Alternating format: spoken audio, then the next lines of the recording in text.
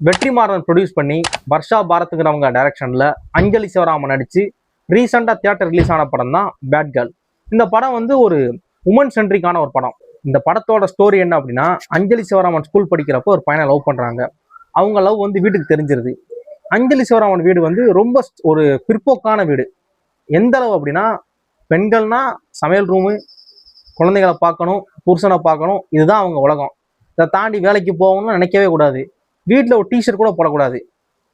அவங்களுக்கானது சேலை இந்த மாதிரின்னு சொல்லி ரொம்ப ஒரு ஒரு பக்கா ஆர்த்தடாக்ஸான குடும்பம் தான் அவங்க குடும்பம். இப்படி இருக்கிற வீட்டில் இந்த மாதிரி லவ்ல மாட்டினதுக்கு அப்புறம் இன்னும் ரொம்ப ஸ்ட்ரிக்ட் பண்றாங்க. ஒரு கட்டத்துல அஞ்சலி என்ன பண்றாங்க அப்படின்னா, எனக்கு எதுவுமே வேணாம்னு சொல்லி வீட்டோட வெளியே வந்து தனியா காலேஜ்ல ஹாஸ்டல்ல தங்கி படிக்கிறாங்க. வீட்டுக்கு போய் பிடிக்க மாட்டேங்குது அவங்களுக்கு. அவங்களா இண்டிபெண்டா அவங்க லைஃப் லீட் பண்ண நினைக்கிறாங்க. அப்படி அவங்களுக்கு பிடிச்ச மாதிரி அவங்க லைஃபை ரொம்ப இண்டிபெண்டா லீட் பண்றப்ப அவங்க சந்திக்கக்கூடிய நல்ல தருணங்களும் கெட்ட தருணங்களும் அவங்க வாழ்வில் நடக்கிறது தான் இந்த பேட் கேர்ள்.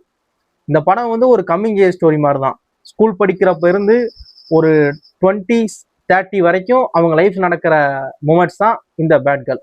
இந்த படம் ஒரு உமன் சென்ட்ரிக் படம் அப்படிங்கிறப்ப ஒரு கேர்ள்ஸ் குரூப்புக்குள்ள என்ன மாதிரி பேசிக்குவாங்க அப்படிங்கிறத ரொம்ப ஓப்பனாக காமிச்சிருக்காங்க. படத்துல நிறைய அடல்ட் காமெடி நிறைய இருக்கு. அடல்ட் கண்டென்ட் வந்து அங்கங்க கொஞ்சம் கொஞ்சம் இருக்கு. ஒரு உமன் சென்ட்ரிக்கான படம் உங்களுக்கு பிடிக்கும்னா நீங்க இந்த படத்தை தாராளமா பார்க்கலாம். இந்த படம் ஹாட் ஸ்டார்ல அவைலபிளா இருக்கு. இந்த படம் தான் வெற்றிமாறனோட கிராஸ் ரூட்ஸ் கம்பெனியோட கடைசி படம். இதுக்கப்புறம் படம் பண்றதால அவங்க கம்பெனியை மூடிட்டாங்க. இப்போ எதுக்காக சொல்றேன் அப்படின்னா, அதுக்காக சொல்றேன்.